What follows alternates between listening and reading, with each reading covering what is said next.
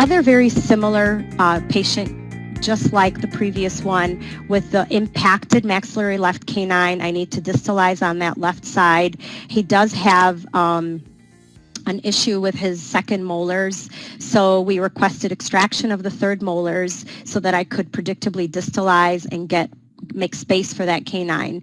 The other challenge for Brendan was that I had to really intrude those lower incisors significantly to level out his curve of spee. So I had to really hope that I could get this predicted result for him and level out that curve of spee, which was really important. So progress shows that we got a great amount of space. We were able to get that canine in and get him a beautiful result with only 56 aligners. He did have one refinement.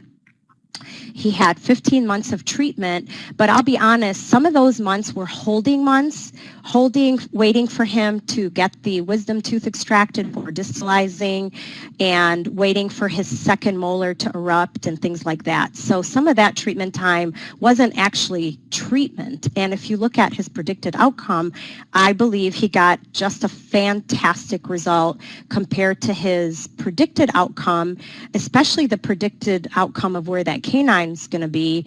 And we're holding him here for a little bit, and then we're going to scan him and get just some 8 aligners to get that midline right on, and he is done. Another incredible